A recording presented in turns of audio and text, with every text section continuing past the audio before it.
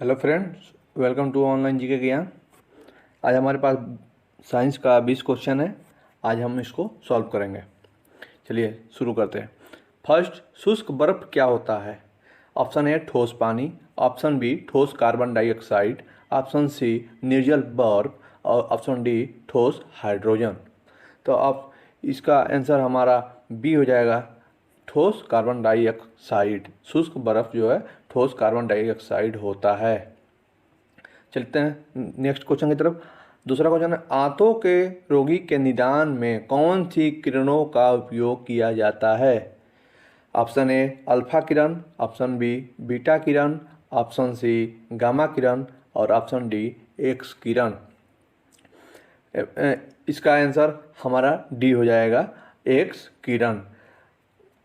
Gamma किरणों का वेदन क्षमता अधिक होता है, जबकि अल्फा किरणों का वेदन क्षमता कम होता है।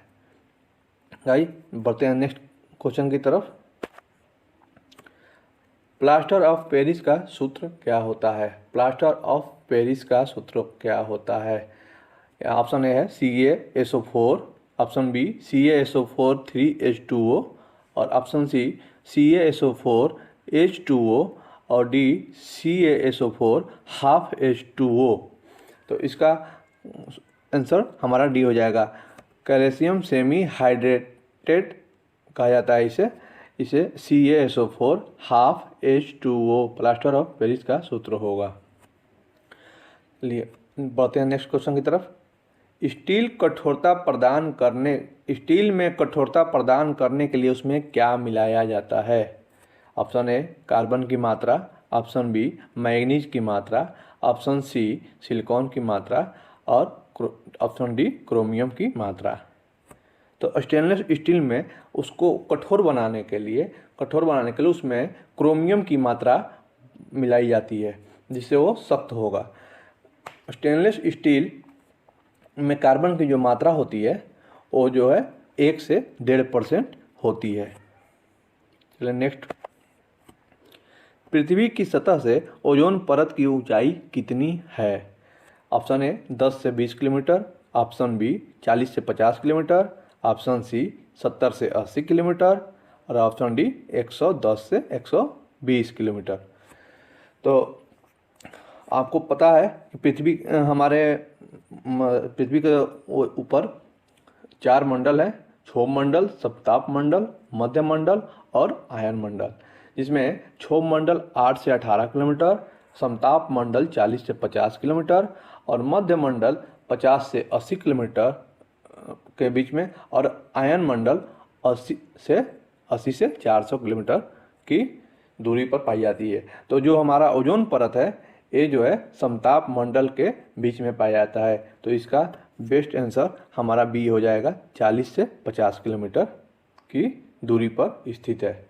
यहाँ जो आयन मंडल है जो 80 से 400 किलोमीटर दूरी तक फैला हुआ है, हमारे पृथ्वी पर जितनी भी संचार की सेवाएं हैं, संचार सेवाएं जो उपग्रह लॉन्च होती है वो इसी मंडल में विस्थापित की जाती है। चलिए बढ़ते हैं नेक्स्ट क्वेश्चन की तरफ। ब्रायोफाइलम में नए पौधे का प्रवर्धन कैसे होता है? ब्रायोफाइलम में नए पौधे का जो है प्रवर्धन कैसे होता है? ऑप्शन ए है पुष्प से, बी है बीज से, सी है जड़ से और डी है पत्ती से।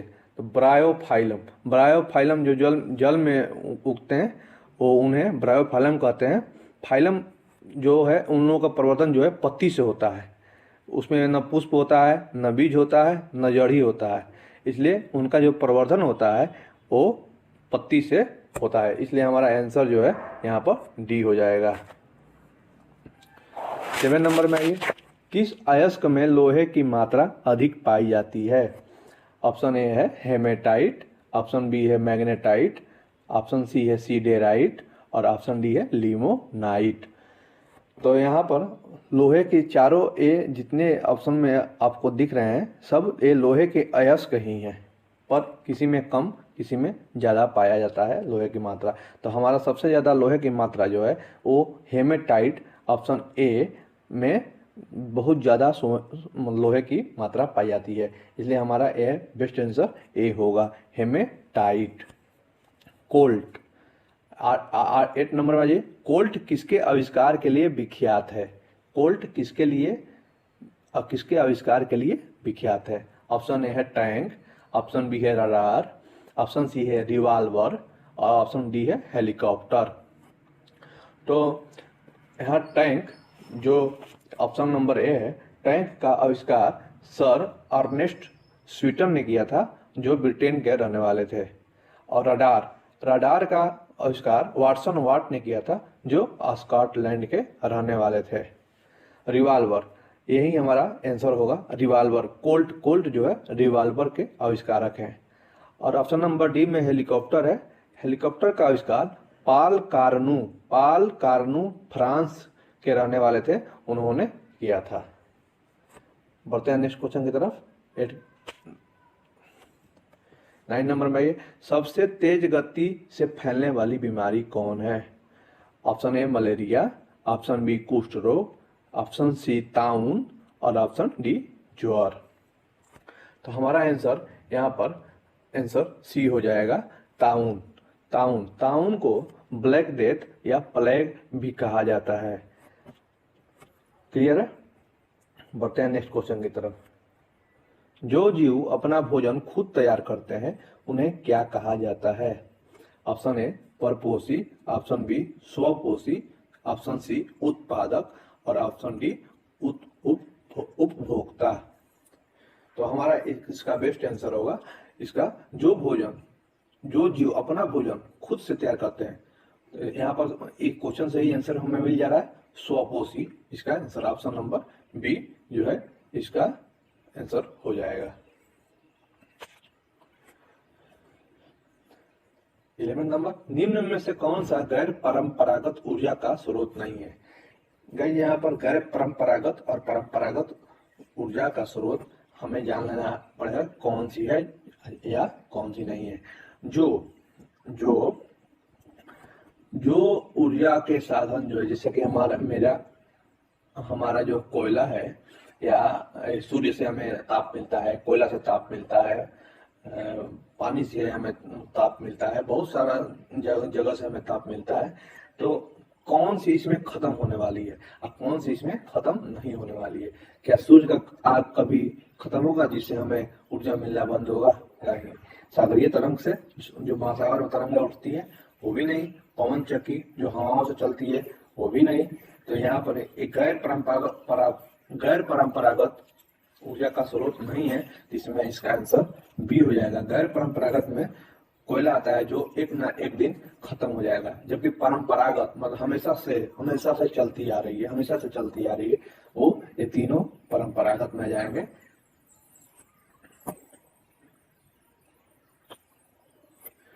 जबकि ये परंपरागत में, गैर परंपरागत में ये मेरा कोयला आएगा, जिसका ऑप्शन बी सही हो जाएगा। चलिए नेक्स्ट, इनमें से प्रोड्यूसर गैस कौन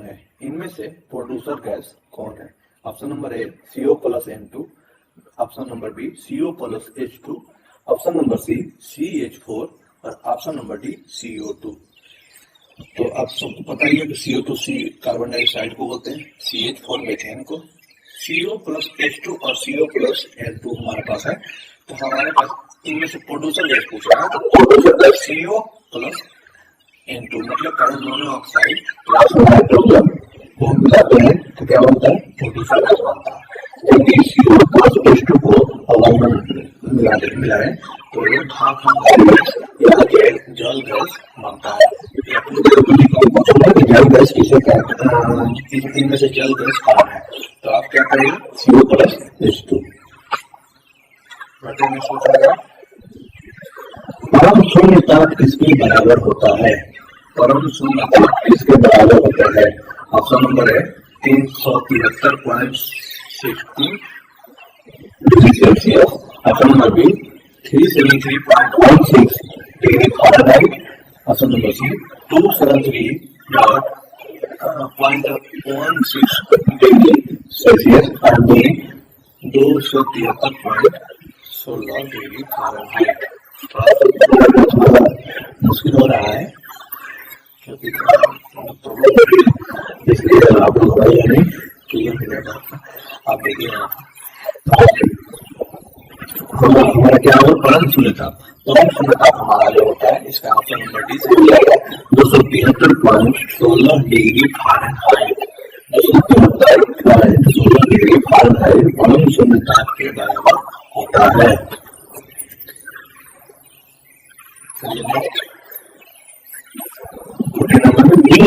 निम्न में पूर्ण रूप से ऑक्सीजन रहित वस्तु कौन सी है? निम्न में पूर्ण रूप से ऑक्सीजन रहित वस्तु कौन सी है? ऑप्शन ए है बालू, ऑप्शन बी है शीशा, ऑप्शन सी है सीमेंट और ऑप्शन डी है केरोसिन।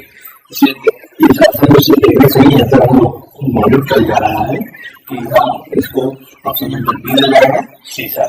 शीशा इसका आंसर हो जाएगा।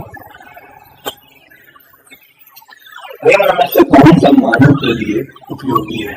निम्न में कौन सा मानव के लिए उपयोगी है? पहला पिताक्रिमी, बी केचुआ, सी सैंडवर्म और डी परतवर्म। तो सैंडवर्म तो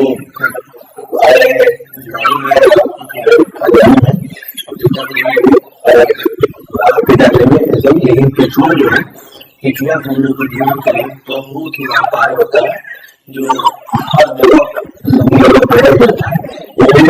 मिट्टी के लिए उर्वरा शक्ति को बढ़ाने के लिए बहुत जरूरी होता है। किसानी में केचुआ को किसानों का मित्र भी कहा जाता है, क्योंकि ये जिस खेत में रहेंगे वहाँ की उर्वरा शक्ति बहुत जरूर बढ़ा देते हैं। इसलिए मानव के लिए उपयोगी है जो वो केचुआ होता है। ये सब किसान होते हैं।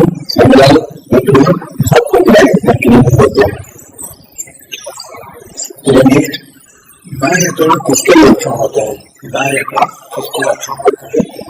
Option number A, option number B मछलियों के, ऑप्शन नंबर सी सरीसृप के और ऑप्शन नंबर डी स्तनपायी के।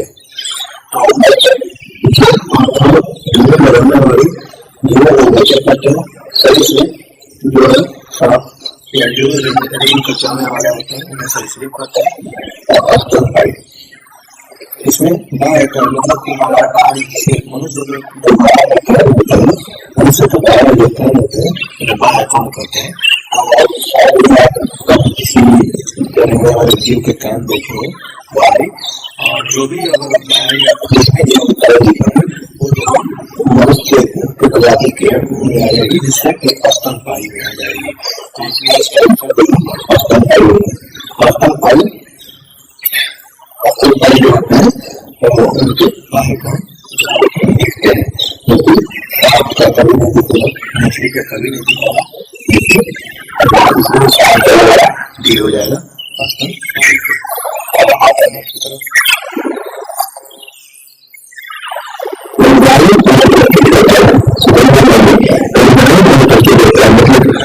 Option number A option B जलवायु है, ऑप्शन नंबर सी बैक्टीरिया है और ऑप्शन नंबर डी वायरस है। इनमें से ऑप्शन नंबर डी हो जाएगा।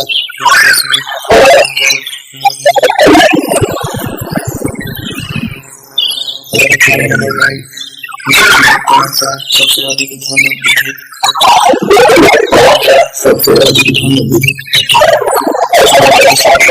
ऑप्शन नंबर बी देखिए, ऑप्शन नंबर डी देखिए।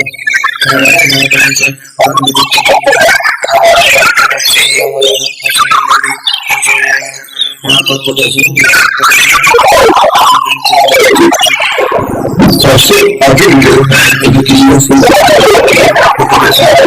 और उसके बाद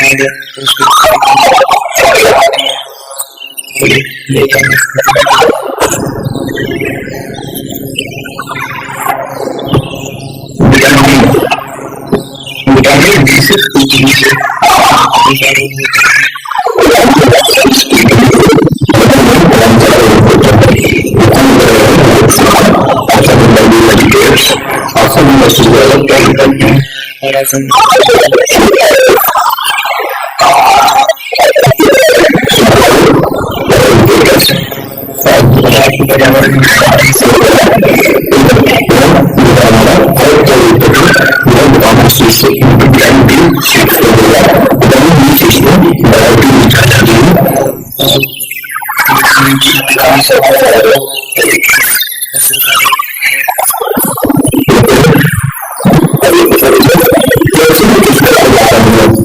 किसका होगा